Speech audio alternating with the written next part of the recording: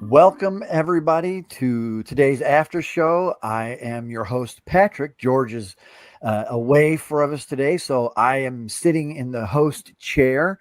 And today's class was navigating the impact of hospital closures on workers' compensation. And yes, I had to look at it to make sure I got all the words. And our instructor today was Nancy Germond. Nancy, it's good to see you. Welcome. Good to see you. And so you're not in Arizona right now. You are in where Michigan. Humidity lives. Yeah, I'm in Port Huron, Michigan, visiting relatives, and it's 90 and 90. So I'm used to 110 and almost zero humidity. So, well, here's your standing invitation to come to Florida, where it's been getting to 100 and 112. You pick whichever one's which. Yeah, yeah, I feel your pain. So you really had an interesting topic today, and here's the unfortunate thing. I don't know that people really get the importance of this topic, right? But first off, rural healthcare is historically not necessarily been as good as urban healthcare, but even more now, right? Mm-hmm. Yeah, some of the issues are, of course, private equity buying into hospitals, but also the big issue is Medicaid funding has been just reduced and reduced. And of course, the big, beautiful bill will further reduce it. And not to be political, but the reality is, even though we don't necessarily deal with Medicare and Medicaid, except on Social Security, when they get involved on an injury for what they might pay on something for older workers or workers on SSDI, but that's rare. But yeah, it's a big issue. And when they can't make the majority of their patients are often on Medicaid. So when they lose money there on those patients, it impacts. And eventually the rural hospitals close. They may go to an emergency only model, like I see maybe happening in Prescott. They just opened an emergency, which is a small town in Arizona. They've just opened an emergency only hospital, but you can't control then. Usually those injuries, you don't know that they're even at the ER, and then they transfer maybe, 110 miles away. So you've kind of got a mess on your hands before it even hits your desk as a first notice of loss. Yeah, and that's not even taking into account the idea that in smaller communities, you just by nature have a smaller selection of healthcare practices to choose from. I mean, we don't have a big orthopedic group in a small town, right? Things like that.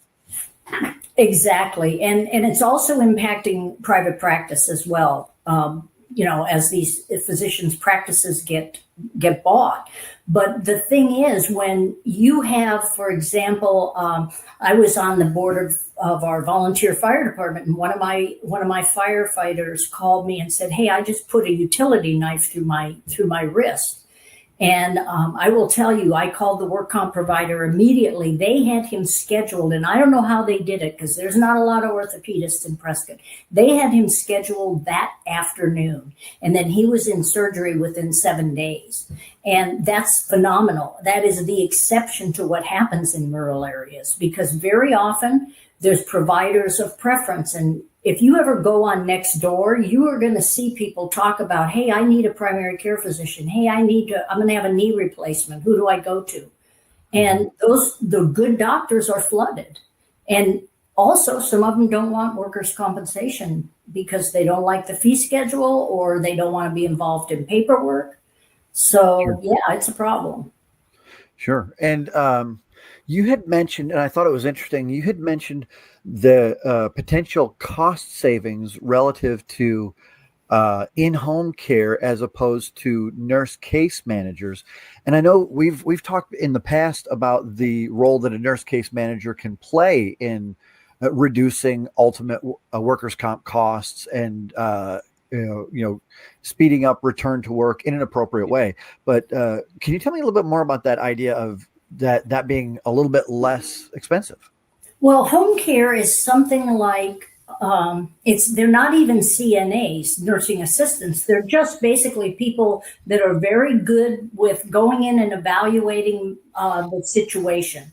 So they may say they don't have any food in the refrigerator. In one case that I talked about in the social determinants of health, this injured man was upstairs, his kitchen was downstairs, and he couldn't get down the stairs because of his walker. So he just stayed up there and didn't eat.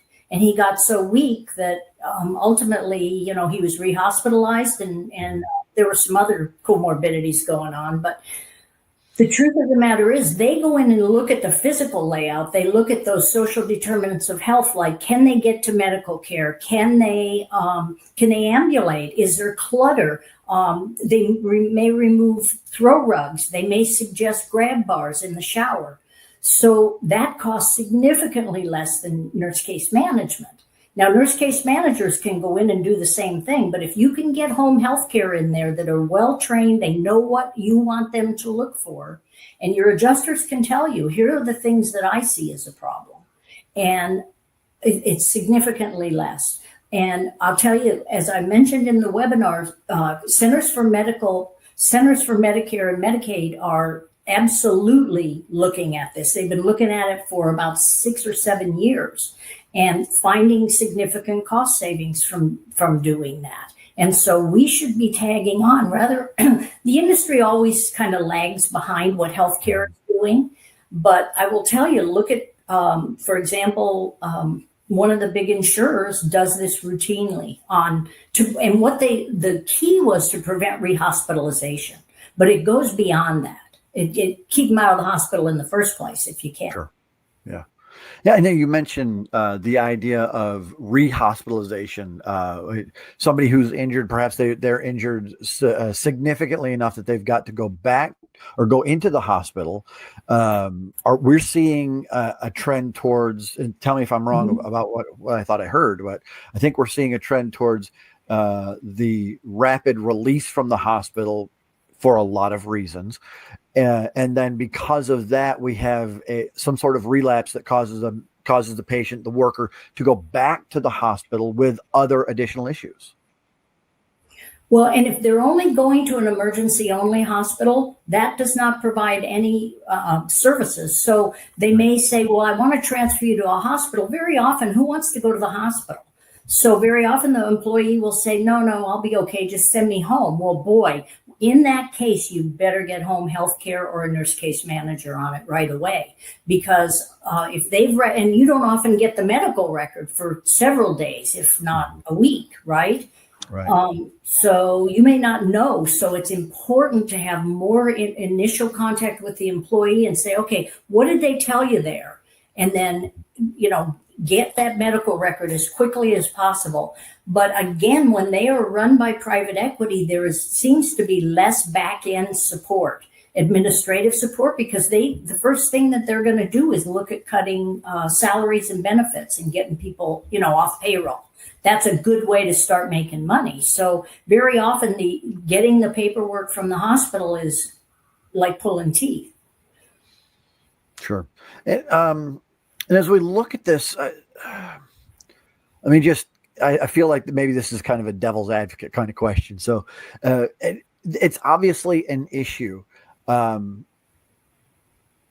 I think are we seeing lower loss ratios and fewer losses in the workers' comp space, or are we seeing more high dollar losses? If that question makes any sense. I can't tell you the stats, but I can tell you COVID drove costs because we had longer wait times to get into a hospital. We had longer return to work times.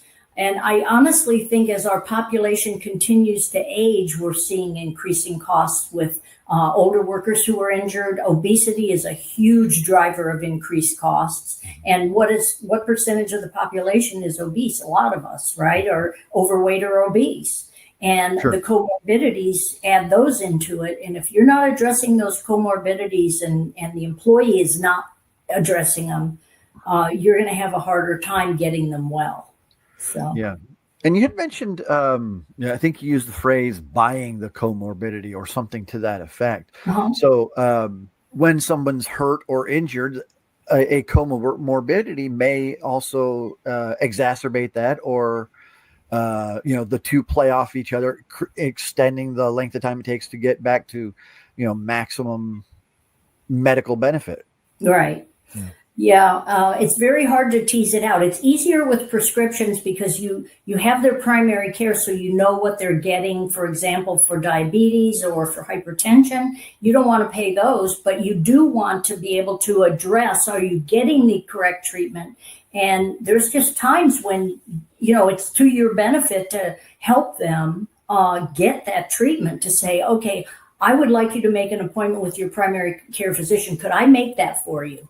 I had this situation. I have a brother that's 10 years older than me, and he lost a tooth like 2 years ago, and I never even noticed. And he hasn't been to the dentist. And so I said to him, can I make an appointment with the dentist? No, I'll do it. Well, he actually, rather than make an appointment, he drove to the dentist, and the dentist saw him. And now he's scheduled for, cleaning and sometimes, you've just got to hold people's hands.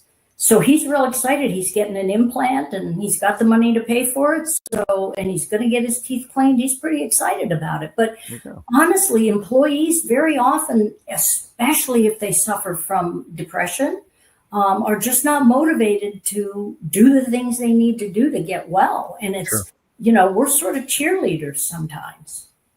Yeah. Well, Nancy, this was a really eye-opening kind of a session. Something I would recommend anybody who's dealing with workers' comp, especially if you have people that don't live outside of the cities or even farther outside of the suburbs, that you may pay attention to this and have some of these conversations and thought processes going on. So thanks so much for sharing this today, Nancy. We really appreciate it. Oh, me too. Well, we'll see you soon. Thanks again. And folks, on behalf of Nancy Germond, I'm Patrick, your host today, and I want to thank you for joining us for the after show. Come back next time, and we will see you soon. Take care, everybody. Bye.